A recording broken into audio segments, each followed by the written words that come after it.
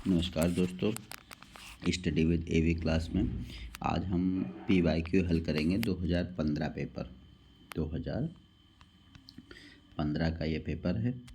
चलिए दोस्तों, आज हम उसका PYQ हल करते हैं। चलिए दोस्तों, पहला प्रश्न क्या कह रहा है। पहला प्रश्न कह रहा है, निम्नलिखित कथनों में कौन सा वोत्स्की के द्वारा प्रस्तावित विकास और अधिगम के बीच संबंध का सर्वश्रेष्ठ रूप में सार प्रस्तुत करता है। निम्नलिखित कथनों में कौन सा वोत्स्की के द्वारा प्रस्तावित विकास और अधिगम के बीच संबंधों का सर्वश्रेष्ठ रूप में सार प्रस्तुत करता है। कौन प्रस्तुत करता है? देखिए, वोत्स्की रूसी मनोवैज्ञानिक वोत्स्की ने बालक के संज्ञानात्मक विकास में समाज और उसके सांस्कृतिक संबंधों के बीच संवाद को एक महत्वपूर्ण आयाम बताया था। ठीक है, और वोत्स्की द्वारा फिर ये याद रखना क्या बताया था कि फिर से ध्यान रखिएगा, बालक के संज्ञानात्मक विकास में समाज और सांस्कृतिक संबंधों के बीच सांस्कृतिक संबंधों के बीच संवाद को एक महत्वपूर्ण आयाम घोषित किया था। ठीक है, अब इसमें याद रखिएगा, विकास क्या कह रही है, एक अधिगम से स्वाधीन है। ठीक है, विकास प्रक्रिया अधिगम प्रक्रिया से पीछे रह जाती है। विकास अधिगम का समानार्थक है और अधिगम और विकास एक साथ चलती हैं। देखिए दोस्तों, क्या कथन याद रखिएगा, इसका विकल्प बी सही हो जाएगा। विकास प्रक्रिया अधिगम प्रक्रिया से पीछे रह जाती है। वजह क्या होती है कि वोत्स्की ने कहा था कि समाज में जो विकास है, समाज में जो विकास है और उसके सांस्कृतिक संबंधों के बीच संवाद महत्वपूर्ण भूमिका रखता है। जैसा संवाद होगा, यानी जैसा सांस्कृतिक संबंध होंगे, जैसा माहौल होगा, मोटे तौर पर देखें, उसी हिसाब से विकास होगा। ठीक है, तो विकास हो सकता है आगे हो जाए और अधिगम यानी सीखने की प्रक्रिया पीछे रह जाए। ये वोत्स्की के द्वारा ये कथन था। अगला दोस्तों क्या कह रहा, कोहलबर्ग के सिद्धांत की एक प्रमुख आलोचना क्या है। देखिए, ध्यान रखिएगा, कोहलबर्ग की सिद्धांत में कोहलबर्ग ने पुरुषों और महिलाओं की नैतिक तार्किकता में सांस्कृतिक विभिन्नताओं को महत्व नहीं दिया था। क्या था? नैतिक तार्किकता में सांस्कृतिक विभिन्नताओं को महत्व नहीं दिया था। उनका कहना था, व्यक्ति की नैतिकता अलग होती है और व्यक्ति जिस माहौल की संस्कृति में रहता है वो एक अलग चीज़ है। अब देखिए क्या रहा है, कोहलबर्ग ने बिना किसी अनुभूति के आधार पर सिद्धांत प्रस्तुत किया था? नहीं, अनुभूति के आधार पर किया था। कोहलबर्ग ने प्रस्ताव दिया कि नैतिक तार्किकता विकासात्मक है। हाँ, नैतिक तार्किकता विकासात्मक है, नैतिकता बदलती रहती है। अगला दोस्तों प्रश्न क्या कह रहा है, कोहलबर्ग ने पुरुषों और महिलाओं की नैतिक तार्किकता में संस्कृत की विभिन्नताओं को महत्व नहीं दिया। यही विकल्प सही हो जाएगा, विकल्प सी सही है। कोहलबर्ग ने महिलाओं और पुरुषों की नैतिक तार्किकता में सांस्कृतिक विभिन्नताओं को महत्व नहीं दिया। उन्होंने सांस्कृतिक विभिन्नताओं को महत्व नहीं दिया, ये एक प्रमुख आलोचना उनकी रही है। चलिए अगला दोस्तों प्रश्न क्या कह रहा है, एक शिक्षार्थी केंद्रित कक्षा कक्ष में अध्यापिका क्या करेगी। ठीक है, देखिए प्रश्न क्या कह रहा है कि अधिगम को सुगम बनाने के लिए बच्चों को दूसरे अंकों के साथ मुकाबला करने में प्रोत्साहित करना। दोस्तों, ये एक नेगेटिव अप्रोच है, ये नहीं करेगी। वह विद्यार्थियों से जिस प्रकार की अपेक्षा करती है उसे प्रदर्शित करना और तब बच्चों को वैसा करने के लिए एक दिशा निर्देश बनाना। ये भी देखिए दोस्तों, अध्यापिका सुगम करता होती है, तो जो निगेटिव चीज़ें होती हैं उनको हम निगेटिव अप्रोच को नहीं आंसर में ले सकते हैं। अगला क्या कह रहा है, वह इस प्रकार की पद्धतियों को नियोजित करना कि जिसमें शिक्षार्थी अपने स्वयं अधिगम पहल के लिए प्रोत्साहित हो सके। चौथा देखते हैं, मुख्य तथ्यों की व्याख्या करने के लिए व्याख्यान पद्धति का प्रयोग करना, बाद में शिक्षार्थियों के लिए सजगता का आकलन करना। दोस्तों, इसका विकल्प सी सही हो जाएगा, विकल्प 3 सही हो जाएगा, चौथा भी गलत हो जाएगा। इसमें क्या है, विभिन्न इस प्रकार की पद्धतियों को नियोजित करना जिसमें शिक्षार्थी स्वयं के अधिगम के लिए के लिए पहल करने में प्रोत्साहित हों। अगला दोस्तों प्रश्न क्या कह रहा है? गार्डनर के बहुबुद्धि सिद्धांत, गार्डनर ने एक बहुबुद्धि सिद्धांत दिया। तो उन्होंने कहा 7 प्रकार की बुद्धि होती है। कितने प्रकार की बुद्धि होती है? 7 प्रकार की बुद्धि होती है। पहली बुद्धि भाषाई बुद्धि। गार्डनर के बहुबुद्धि सिद्धांत के अनुसार तो 7 कितनी प्रकार की बुद्धि होती है? 7 प्रकार की। गार्डनर ने क्या कहा था? 7 प्रकार की बुद्धि होती है। पहली होती है भाषाई बुद्धि। कौन सी बुद्धि? भाषाई बुद्धि। फिर तार्किक गणितीय बुद्धि, तार्किक गणितीय बुद्धि। फिर तीसरा है शरीर गतिक बुद्धि,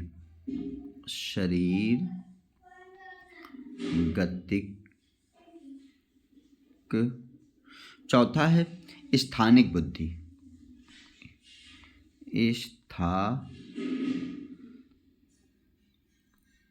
स्थानिक।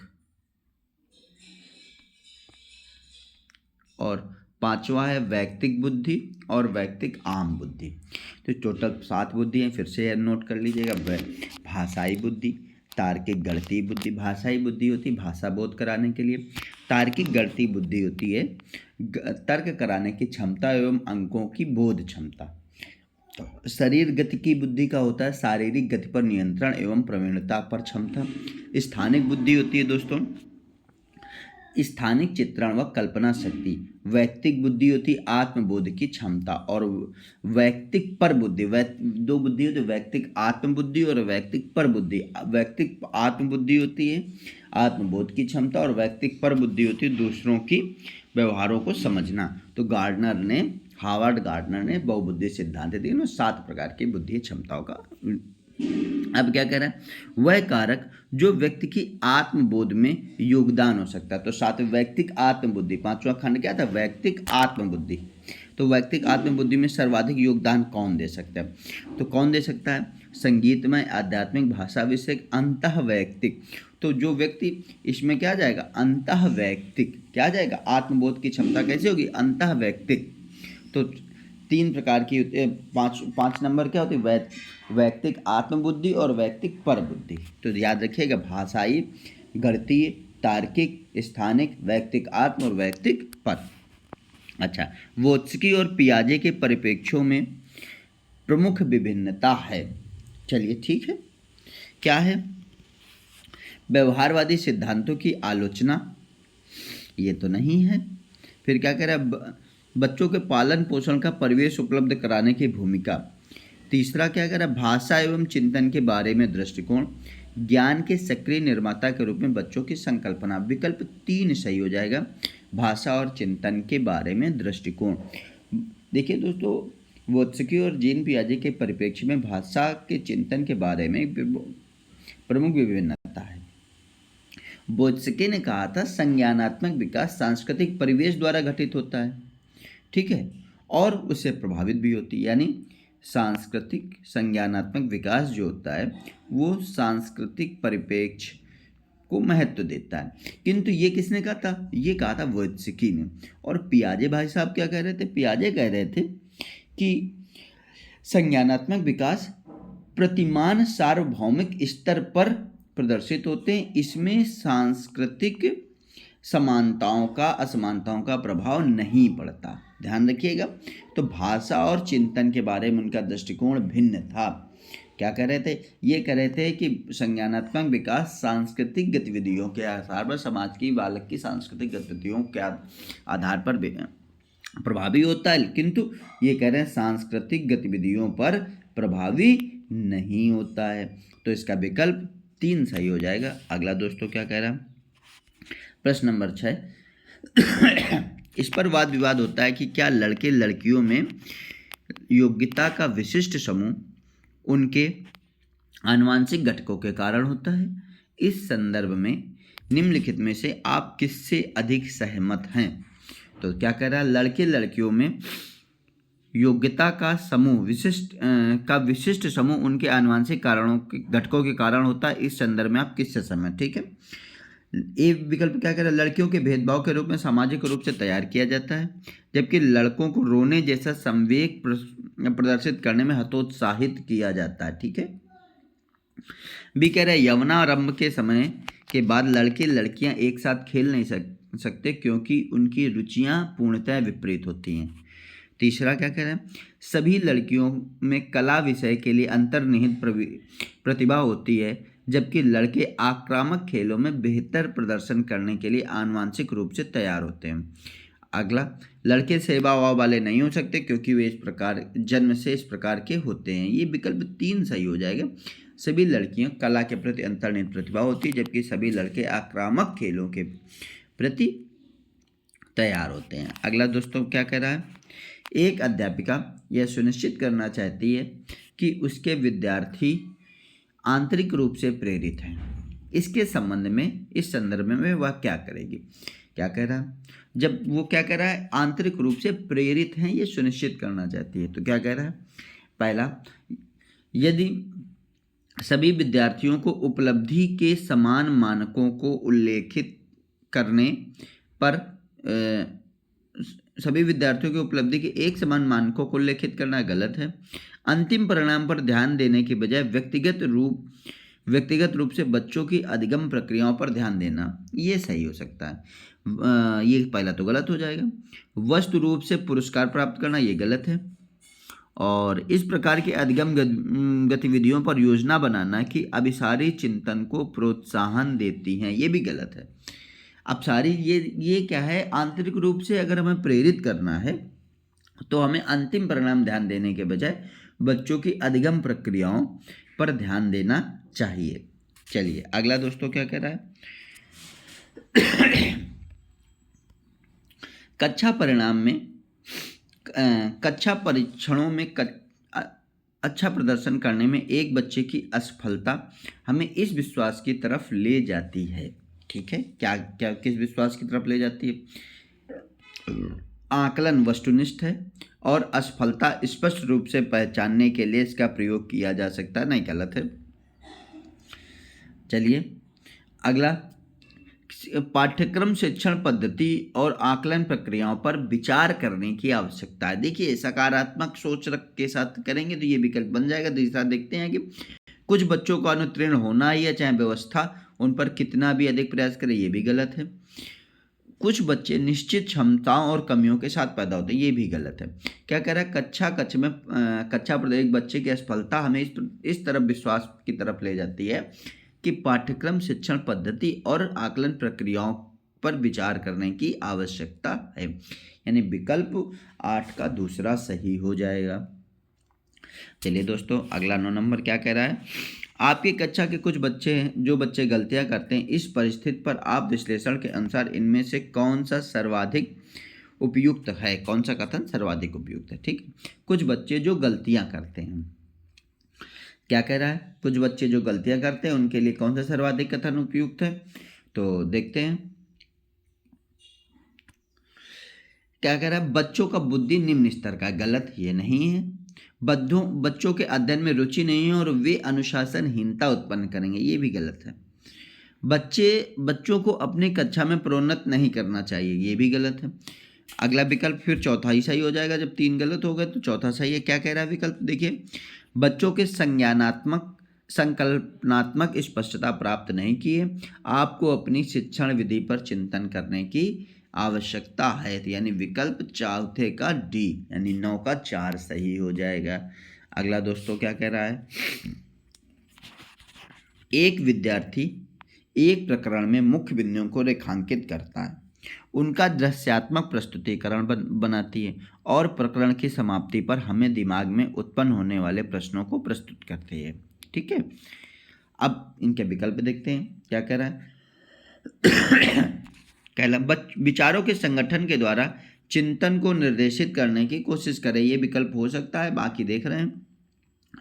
अनुरक्षण अभ्यास पूर्व की रणनीति का प्रयोग करने के लिए कोशिश करें, ये गलत है। प्रेक्षण अधिगम सुनिश्चित कर रहे, ये भी नहीं बन पाएगा। और चौथा क्या कह रहा है कि केंद्र बिंदु की विधि का प्रयोग करने की कोशिश कर रही है, ये भी गलत है। देखिए दोस्तों, एक विद्यार्थी एक प्रकरण में मुख्य बिंदु को रेखांकित करती है, उसका दृश्यात्मक प्रस्तुतिकरण बनाती है, प्रकरण की समाप्ति पर अपने दिमाग में उत्पन्न होने वाले प्रश्नों को पूछती है और विचारों के संगठन के द्वारा अपने चिंतन को निर्देशित करती है। तो ये विकल्प ए सही हो जाएगा, यानी विकल्प 10 का ए सही हो जाएगा। क्या कह रहा है कि अपने विचारों को निर्देशित करती है, तो 10 का पहला विकल्प सही हो जाएगा। अगला दोस्तों क्या कह रहा है, किस प्रकार की एक अध्यापिका को बेहतर समस्या समाधानकर्ता बनने में सहायता करती है? किस प्रकार से एक अध्यापिका को बेहतर समस्या समाधानकर्ता बनने में सहायता करती है? चलिए दोस्तों, क्या कह रहा है कि बच्चों को विविध प्रकार की समस्याओं को समाधान करने के मौके देना और उनको हल करते समय सहयोग देना। ठीक है, ये विकल्प हो सकता है। देखते हैं, अगला देख रहे हैं, बाकी विकल्प को एक बार नज़र मार सकते हैं। बच्चों की पाठ्य पुस्तक में समस्याओं का उत्तर देखने के लिए प्रोत्साहित करना नहीं, बच्चों के सामने प्रस्तुत सभी समस्याओं का सही समाधान उपलब्ध कराना, ये भी नहीं है। अगला क्या है, समस्याओं को समाधान करने के लिए वस्तु रूप में पुरस्कार देना, वस्तु रूप में नहीं देना है पुरस्कार। तो क्या कह रहा है, एक बेहतर समस्या समाधानकर्ता में क्या करते हैं, बच्चों को विविध मौके देना, विविध प्रकार की समस्याओं को समाधान करने का मौके देना और उनका हल करते समय सहयोग करना।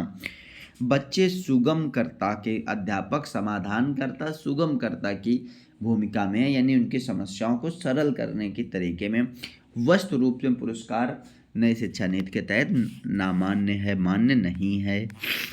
अगला दोस्तों क्या कह रहा है,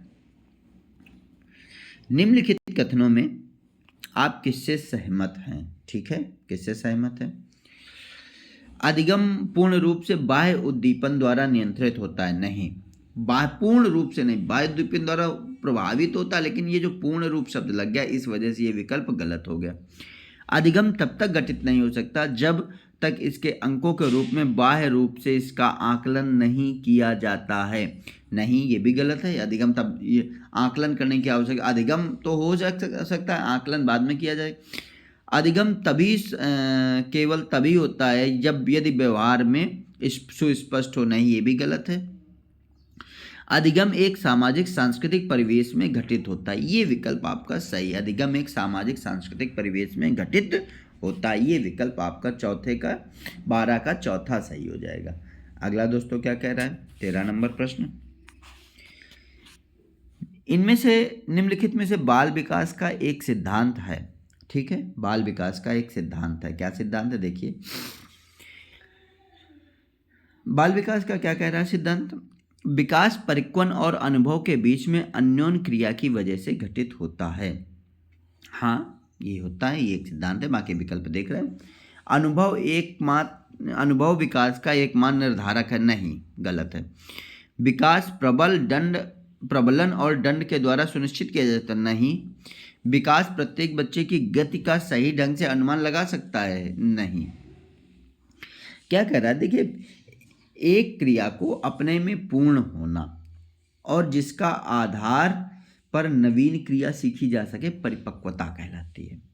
परिपक्वता अनुभव और विकास, अनुभव और अधिगम के फलस्वरूप आती है और मनुष्य का विकास होता है। इसलिए कहा जाता है कि विकास परिपक्वता क्या है, पहले ध्यान रखिए, एक क्रिया का अपने में पूर्ण होना और जिसके आधार पर नवीन क्रिया सीखी जाए, उसे परिपक्वता कहते हैं। परिपक्वता अनुभव और अधिगम के फलस्वरूप आती है। ठीक है, इसके बाद क्या कह रहा है, और जिससे क्या होता है, विकास होता है। तीनों चीजें ध्यान रखिएगा, परिपक्वता, अनुभव प्लस अधिगम से आती है और इन अनुभव और अधिगम से क्या होता है, विकास होता है। और विकास मनुष्य का क्या है, मनुष्य का विकास होता है। इसलिए कहा जा सकता है विकास परिपक्वन यानी परिपक्वता और अनुभव, अगर बीच में अधिगम भी यूज किया जाए तब भी सही है, तीनों चीज़ें हो जाएंगी कि अन्योन्य क्रिया की वजह से घटित होता है। तो ध्यान रखिएगा, विकास किस वजह से आता है, परिपक्वता, अनुभव और अधिगम की वजह से आता है। परिपक्वता क्या होती है, एक क्रिया का अपने में पूर्ण होना जिसके आधार पर नवीन क्रिया सीखी जा सके, वो परिपक्वता कहलाती है। अगला दोस्तों प्रश्न क्या कह रहा है देखते हैं। प्रकृति के पालन पोषण के संदर्भ में निम्नलिखित में कथनों में से कौन सा उपयुक्त प्रतीत होता है। ठीक है, प्रकृति के पालन पोषण के संबंध में निम्नलिखित में से कौन सा उपयुक्त प्रतीत होता है। एक बच्चा एक खाली स्लेट के समान होता है जिसका चरित्र परिवेश के द्वारा किसी भी आकार में ढाला जा सकता है। ठीक है, अगला क्या कह रहा है क्वेश्चन। प्रकृति पालन पोषण, ये व्यक्ति ध्यान रखना है, कथन प्रकृति पालन पोषण के आधार पर देना है। ठीक है, बच्चे के व्यवहार का निर्धारण करने में परिवेशी प्रभावों का बहुत कम महत्व होता है। वह प्राथमिक रूप में आनुवांशिक रूप से निर्धारित होता है। ठीक है, बच्चे के व्यवहार का निर्धारण करने के लिए परिवेशी प्रभाव, नहीं ये गलत है, परिवेशी प्रभावों का बहुत कम महत्व होता है, ये गलत है।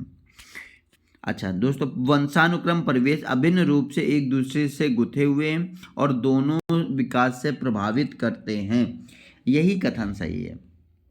वंशानुक्रम और परिवेश अभिन्न रूप से एक दूसरे से गुथे हुए हैं और दोनों विकास को प्रभावित करते हैं, ये विकल्प 3 सही हो जाएगा। विकल्प चौथा, आनुवांशिक रूप से व्यक्त प्रवृत्त होते हैं, जिस तरफ होना चाहिए उसे कोई फर्क, ये गलत है।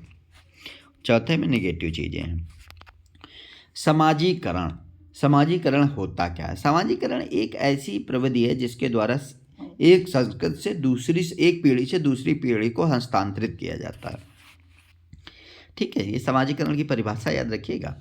समाजीकरण एक ऐसी प्रविधि है जिसके द्वारा संस्कृति को एक पीढ़ी से दूसरी पीढ़ी को हस्तांतरित किया जाता है, याद रखिएगा। अब इसमें क्या कह रहा है, समाजीकरण एक प्रक्रिया है मूल्यों, विश्वासों और अपेक्षाओं को अर्जित करने की। ठीक है, दूसरा क्या कह रहा है, घुलने मिलने में समायोजन की नहीं, एक समाज की संस्कृति की आलोचना सीखने में, ये भी नहीं, मित्रों के साथ समन्वय, मूल्यों, विश्वासों और अपेक्षाओं को अर्जित करने में, यानी इस संस्कृति की एक पीढ़ी से दूसरी पीढ़ी तक अगर हस्तांतरित कर रहे हैं तो समाजीकरण हो रहा है।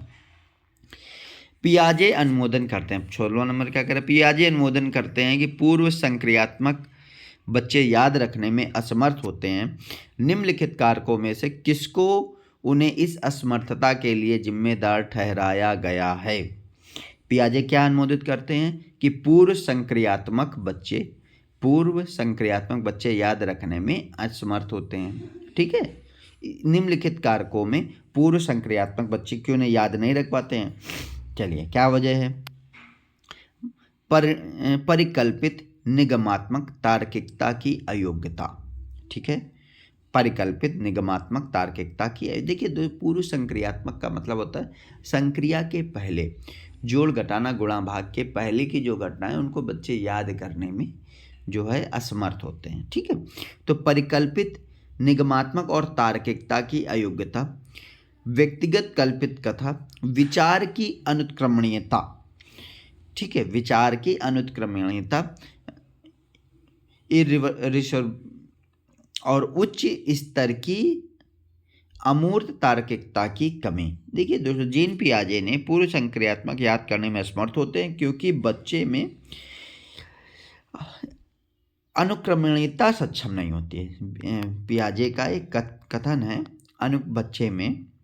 बच्चे विचारों की अनुक्रमणीयता या विलोमीयता में सक्षम नहीं होते हैं, अतः बच्चे मानसिक क्रम से प्रारंभिक बिंदु पर पुनः लौट नहीं पाते हैं। ठीक है, ध्यान रखिएगा, वो अनुक्रमणीयता में यानी रिवर्सिबल काम नहीं कर पाते हैं, इरिवर्सिबल नहीं होते हैं। अनुक्रमणीयता या इसको अविलोमीयता भी बोलते हैं, अगर पेपर में कहीं अविलोमीयता से भी आ जाए तो बात यही है, यानी बच्चे क्या करते हैं, मानसिक क्रम में पुनः प्रारंभिक बिंदु पर वापस नहीं आ पाते। जैसे हमने संख्याएं ली, शुरुआत से ली, एक राम जाता है और उसके पास 2 फल होते हैं, तो वो 2 फल तक पहुंच गया तो फिर राम जाता, जो छोटे बच्चे हैं वो वहां पर वापस नहीं आ पाते हैं। इस वजह से बच्चे पूर्व संक्रियात्मक याद रखने में असमर्थ होते हैं, तो इसका विकल्प 3 सही हो जाएगा। अगला प्रश्न क्या कह रहा है,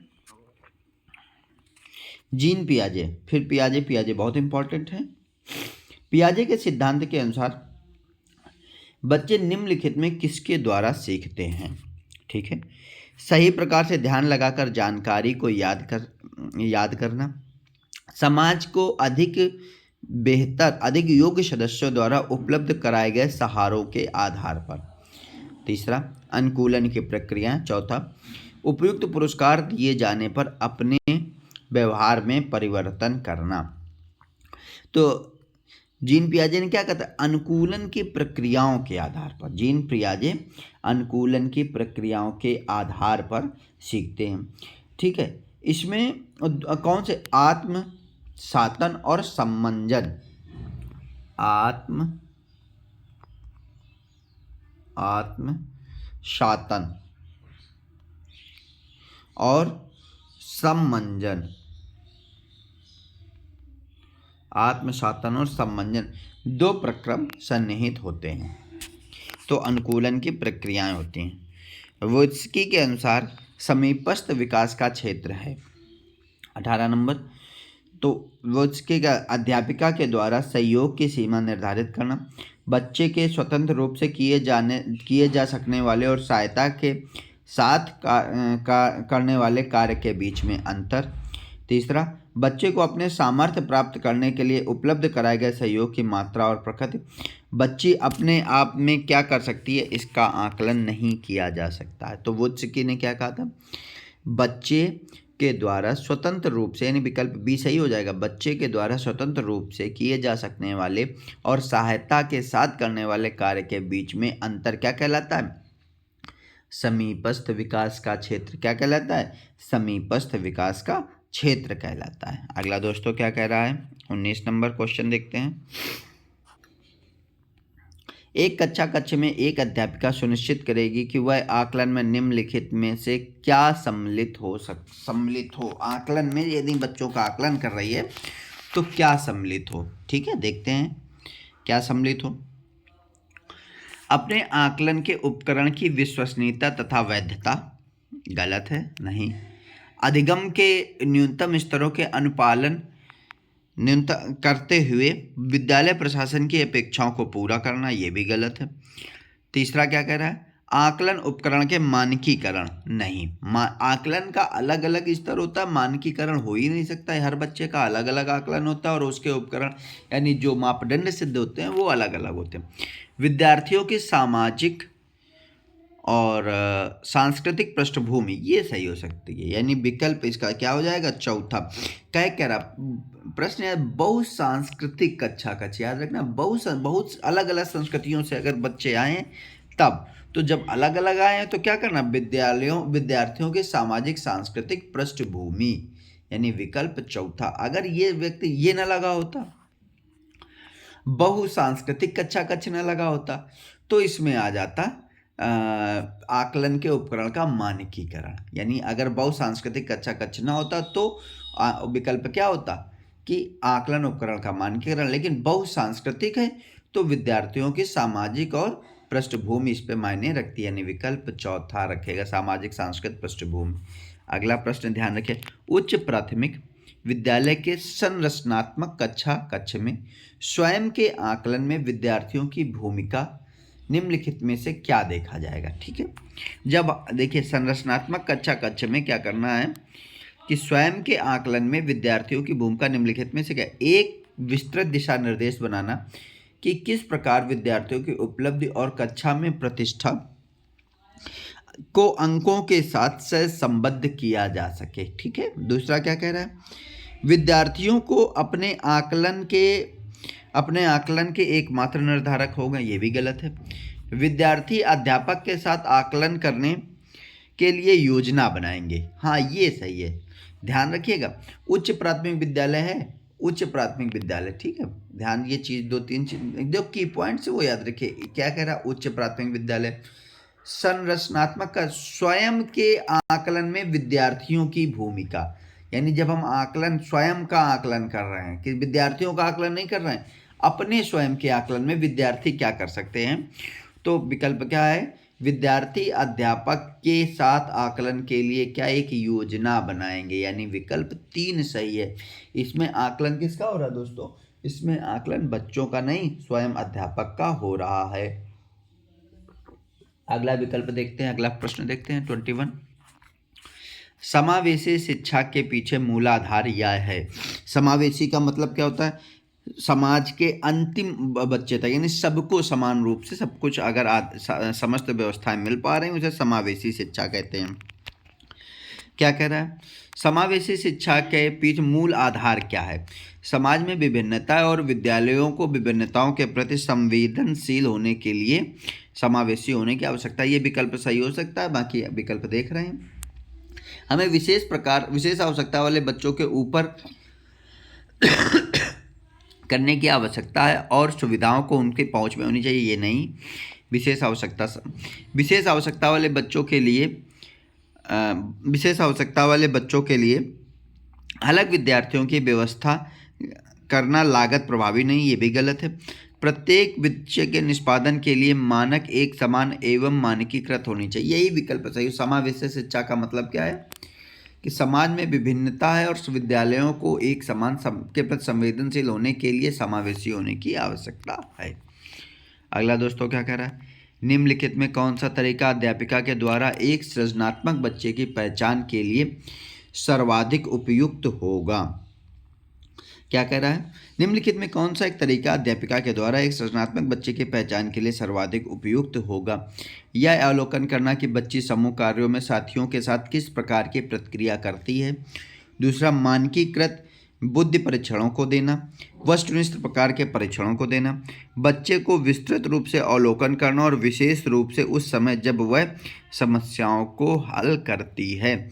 तो क्या कह रहा है? एक सृजनात्मक बच्चे की पहचान एक अध्यापिका कैसे करेगी? ठीक है, तो कैसे करेगी? जब बच्चे को एक विस्तृत रूप से अवलोकन करना, विशेष रूप से उस समय जब वह समस्याओं को हल कर रहा हो, तभी तो पता चल जाएगा बच्चा क्रिएटिव है कि नहीं है, जब समस्याएं हल कर रहा है। अगला, एक अध्यापिका समाज के वंचित वर्गों से आए बच्चों की आवश्यकताओं के प्रति प्रभावशाली तरीके से निम्नलिखित द्वारा कर सकती है। ठीक है, क्या कह रहे? अन्य बच्चों को वंचित वर्ग से आए बच्चों के सहयोग करने के लिए कहना और विद्यालय के तरीकों को सिखाने के लिए उनमें सहायता प्रदान करना। ठीक है, विद्यालय व्यवस्था और स्वयं तौर तरीकों के बारे में विचार करना और विद्यालय जिससे पक्षपात और रूढ़िबद्धता झलकती हो, ये विकल्प सही हो जाएगा।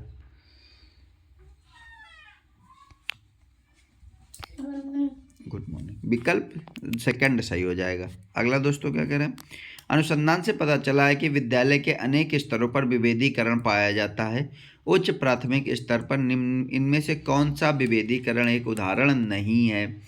बहुत से अध्यापक पढ़ाने के लिए केवल व्याख्यान विधि का प्रयोग करते हैं। मध्याह्न भोजन के समय दलित बच्चों को अलग बिठाया जाता है। लड़कियों को गणित और विज्ञान विषय लेने के लिए प्रोत्साहित नहीं किया जाता है और अध्यापकों को निम्न सामाजिक आर्थिक परिवेश में आए बच्चों से बहुत कम अपेक्षाएं की जाती हैं। तो दोस्तों क्या कह रहा है? अनुसंधान में पाया गया है कि बच्चों को अनेक स्तरों पर विभेदीकरण किया जाता है। ठीक है, क्यों किया जाता है? क्योंकि बहुत से इसमें देखो ये सब निगेटिव चीज़ें हैं, ये नहीं होगा। विकल्प बी गलत है, सी गलत है और ये गलत है। विकल्प, बहुत से बच्चे पढ़ाने के लिए केवल व्याख्यान विधि का प्रयोग करते हैं। अगला क्वेश्चन क्या कह रहा है? 25वां क्वेश्चन, इनमें से कौन से अधिगम अशक्तता वाले बच्चों की विशेषता है? ठीक है, अधिक अशक्तता वाले बच्चों की विशेषता है। ठीक है, क्या है? 50 से नीचे बुद्धि लब्ध नहीं, अन्य बच्चों को धमकाना, आक्रामक कार्य में लगे रहना नहीं, एक प्रकार की गत्यात्मक क्रिया को बार बार दोहराना नहीं, धारा प्रवाह रूप से पढ़ने और शब्दों को पलट जाने में कठिनाई। ये जो है दोस्तों विकल्प चौथा सही हो जाएगा। धारा प्रवाह रूप में पढ़ने और शब्दों पर पलट जाने पर कठिनाई, ये विकल्प चौथा सही हो जाएगा। अगला, कौन सा कथन सबसे बेहतर ढंग से वर्णन करता है कि कक्षा में बच्चों को प्रश्न पूछने के लिए क्यों प्रोत्साहित करना चाहिए? निम्नलिखित में से कौन सा कथन सबसे बेहतर ढंग में वर्णन करता है कि कक्षा में बच्चों को प्रश्न पूछने के लिए क्यों प्रोत्साहित करना चाहिए? तो 26 क्या कह रहा है? 26 का, जिसमें बच्चों की जिज्ञासा को बढ़ाते हैं, प्रश्न अन्योन्य क्रिया के द्वारा अधिगम को बढ़ाते हैं और संकल्पनात्मक स्पष्टता की दिशा बढ़ाते हैं। तो विकल्प दूसरा सही हो जाएगा। प्रश्न बच्चों के अन्योन्य क्रिया के द्वारा अधिगम को बढ़ाते हैं और संकल्पनात्मक स्पष्टता की दिशा को बढ़ाते हैं। बच्चों में भाषा कौशल ये गलत है। निम्नलिखित जिन बच्चों के बारे में बच्चे नहीं जिन चीज़ों के बारे में बच्चे नहीं जानते उन्हें महसूस करा कि नहीं, ये प्रश्न के आधार पर ये विकल्प सही नहीं है। अगला दोस्तों, आकलन पद्धति में विद्यार्थी की सर्वोत्तम क्षमता, ये विद्यार्थी लिखा, विद्यार्थी की आकलन पद्धति, कौन सी आकलन पद्धति विद्यार्थी की सर्वोत्तम क्षमता को पोषित करेगी? जब विद्यार्थियों को बहुविकल्पी प्रश्नों के माध्यम से परीक्षणों के रूप में तथ्यों को दोहराने की आवश्यकता हो। अगला, जब संकल्पनात्मक परिवर्तन विद्यार्थियों के वैकल्पिक समाधानों को आकलन की विधियों का द्वारा आकलन यही सही हो जाएगा। जब संकल्पनात्मक परिवर्तन वैज्ञानिकों विद्यार्थियों के वैकल्पिक समाधानों को आकलन के विभिन्न विधियों के द्वारा आकलित किया जा सकता है, यानी विकल्प 27 का दूसरा सही हो जाएगा। और फिर क्या करा, कक्षा कक्ष में ये भी गलत हो जाएगा। तीसरा, परीक्षा के अंकों और विद्यार्थियों की योग्यता के बीच सकारात्मक सहसंबंध पर बल दिया जाता है, ये भी गलत हो जाएगा। अगला दोस्तों 28 नंबर क्या कह रहा है, एक बच्चे को सहारा देने की मात्रा और प्रकार में परिवर्तन इस बात पर निर्भर करता है। एक बच्चे को सहारा देने की मात्रा और प्रकार में परिवर्तन इस बात पर निर्भर करता है। किस बात पर निर्भर करता है? देखिए विकल्प क्या कह रहा है दोस्तों, अध्यापक की मनोदशा। नहीं, अध्यापक की मनोदशा से सहारा थोड़ी, विद्यार्थी छात्र केंद्रित व्यवस्था है ये। कार्य के लिए प्रस्तावित पुरस्कार नहीं, बच्चे के निष्पादन का स्तर, ये विकल्प सही हो जाए। बच्चा कार्य किस प्रकार कर रहा है उसके निष्पादन का स्तर, तो उसमें बच्चे को किस प्रकार के सहारा देना है और कितना सहारा देना है। अगला दोस्तों क्या कर रहा है, उच्च प्राथमिक विद्यालय की गणित अध्यापिका के रूप में आप विश्वास करती हैं कि विद्यार्थी की गलतियां उसके चिंतन में अंतर्दृष्टियां उपलब्ध कराती है। उच्च प्राथमिक विद्यालय के सभी बच्चों में गणित पढ़ने की योग्यता नहीं होती है। तीसरा, लड़के गणित को बिना अधिक प्रयास के सीख जाएंगे क्योंकि यह उनकी जन्मजात विशेषता है। आप लड़कियों पर अधिक ध्यान देने की आवश्यकता है। चौथा, विद्यार्थियों को कार्य विधिक ज्ञान की जानने की आवश्यकता होती है चाहे वे संकल्पनात्मक आधार ना समझते हों। तो इसका दोस्तों क्या आ जाएगा, विद्यार्थी गलतियों को, बाकी सब नेगेटिव हैं और पॉजिटिव अप्रोच क्या है, विद्यार्थियों की गलतियां उनके चिंतन में अंतर्दृष्टियां उपलब्ध कराती हैं। अगला क्या कह रहा है, इन कथनों में आप किससे सहमत हैं? एक बच्चा अनुत्तीर्ण होता है क्योंकि सरकार विद्यालयों में पर्याप्त प्रौद्योगिकी संसाधन प्रदान नहीं करती है। एक बच्चे की असफलता के वंशानुक्रम घटकों को प्रत्यक्ष रूप से जिम्मेदार ठहराया जा सकता है जिससे वह अपने माता पिता से अर्जित किया है। तीसरा, एक बच्चे की असफलता व्यवस्था बच्चे की प्रतिक्रिया करने में इनकी असमर्थता का एक प्रतिबिंब है। चौथा, एक बच्चे की असफलता मुख्य रूप से माता पिता के शिक्षा और आर्थिक स्तर की कमी के कारण होता है। ये दोस्तों ये गलत है, ये विकल्प 3 सही हो जाएगा। एक बच्चे की असफलता व्यवस्था तथा बच्चे के प्रति प्रक्रिया करने में इसमें असमर्थता का एक प्रतिबिंब है। चलिए दोस्तों, बहुत बहुत धन्यवाद वीडियो के अंत तक बने रहने के लिए। आप सबको हार्दिक शुभकामनाएं। आपका पेपर बहुत अच्छा हो।